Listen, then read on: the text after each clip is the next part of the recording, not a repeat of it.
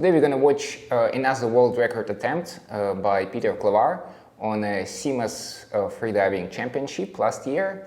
So on this channel we already watched with you guys his successful attempt, world record attempt in a free immersion discipline. And today we're going to watch his attempt in a no fins discipline. I actually watched it once when the CMAS competition took place. But then recently I just was thinking about his technique, because there is a few things which normally you don't see as a part of constant no weight technique. And then I decided to rewatch it and then I decided to share my thoughts with you guys. Okay, here is Petar Klovar preparing for his dive. He is lying on his back. This is a common position for athletes to prepare for the deep dive. It's a relaxed position. On his waist we see two belts. One is a waist lanyard and another is a weight belt. And again, this is not super common, because quite often athletes use the neck weight instead of the weight belt, but Peter prefers the weight belt. So he starts his paking. He doesn't use the fluid goggles, just a nose clip. He do paking, try to accommodate more air into his lungs. This is going to help him for both equalization and slightly for avoiding hypoxia.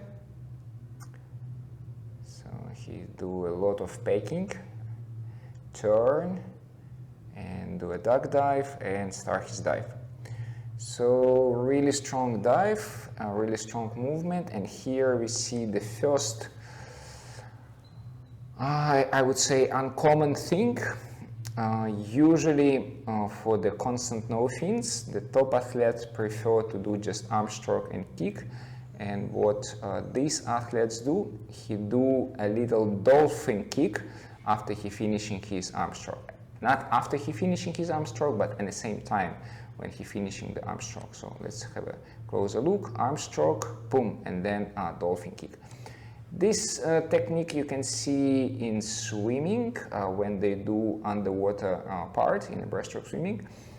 Not in a breaststroke, I think in a butterfly. Anyway, but in freediving this is not that common because I guess it's like too much energy consumption. But Petar decided to do this technique.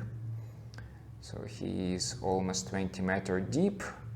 Still doing strong arm stroke and kick, and now this dolphin movement a little bit less, I think, like a little bit smaller, but still visible. Okay, 30 meters deep, haven't started free falling yet.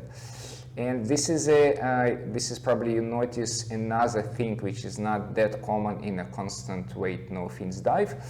He started doing some kind of schooling with his arms, not continuously, but as you can see with his arm, he did some schooling motion. So obviously it gives him extra speed, extra propulsion, but because the athlete using his forearms in this movement, the forearms is a small muscles, and it's really easy to get pumped with a lactic in these muscles. So this is why it's not that common. Actually, I never saw it before. As you can see, he do a few schooling movement and then continue his free fall. He's 50 meters deep. The dive time 60 seconds. The speed is okay for this discipline. Perfectly streamlined position, still doing this schooling movement even at 60 meters. What I want to point out is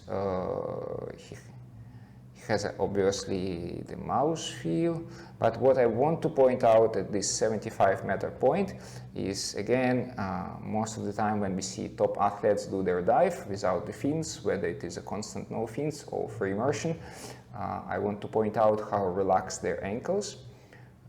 This is what you can see as a part of a really good technique. So now 80-meter deep, just free fall, a little tiny movement still, Okay, 90-meter deep, the dive time 140, so a bit slower than 1 meters per second. Reach the bottom plate, grab the tag, put it on his weight belt and start his ascent. So now obviously athletes need to do a strong movement, strong arm stroke and kick. One more thing which I want to point out, especially if you already have some experience in a no fins discipline in a pool, in dynamic no fins, more likely you was doing the arm stroke, a little glide, the kick, a little glide. In a constant no fins, there is a big difference. So as you will see, the athletes do a little glide after the arm stroke. There is a little bit delay before the freediver do another cycle. But after the kick, almost no gliding. So kick and almost at the same time the arm stroke begins. So the finish of the kick is the beginning of the arm stroke. Arm stroke. Kick, arm stroke immediately, a little delay, like a second after the arm stroke. So kick, immediate arm stroke, a little glide. Okay, freediver 70-meter deep already, the dive time 220. So far the technique looks incredibly effective. By the way, freediver looks muscular. In the past, there was a lot of debate whether to have big muscles is an advantage or disadvantage. And there was a lot of skinny freedivers, but nowadays there is a lot of freedivers who looks like they like to work out in a gym. Okay, 50-meter deep, still absolutely effective technique. No problem with the technique so far. So the freediver doesn't affect it with the lactate, which he has a lot after such deep dive. Okay, at 40 meters he is meeting his first safety diver. Remember, this is a stronger safety diver who is ready to do a rescue from 40 meters in case of the freediver blackout at such a deep dive. Starts looking a little bit up. Okay, and now we see again this dolphin movement. I guess the prime movers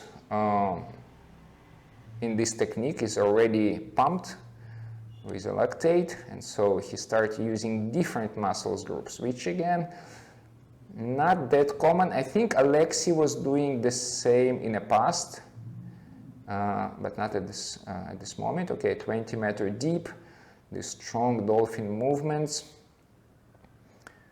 Okay, he's almost at the surface, around 10-meter deep. Now a bunch of safety divers, cameramans. Okay, and freediver now floating up to the surface. Strongly grab the rope, remove the nose clip, show OK signal. Of course, it looks like a really difficult dive, but he looks strong, so white card. Yeah, you can say, I mean, it was not white card, it was a tag from the bottom plate, but it's going to be a white card, right? Yes, white card. So world record dive done by Croatian freediver Petar Klovar. Don't be confused, the world record in AIDA is 102 meters, done by incredible William Trubridge, but this is a CMAS World Record. A little bit confusion because in freediving we have two different organizations, and so now in CMAS it is 89 meters. In my opinion, the athletes can do more. This athlete can do more because he looks really strong. The technique looks incredibly efficient,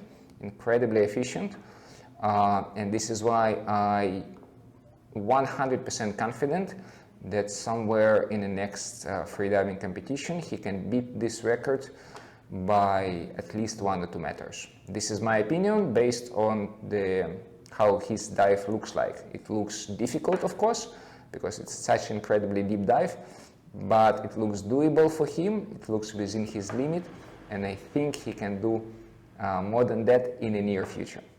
Okay guys, hopefully you enjoyed this dive as much as I do. If you haven't seen his previous world record dive in a free immersion discipline, check out this video.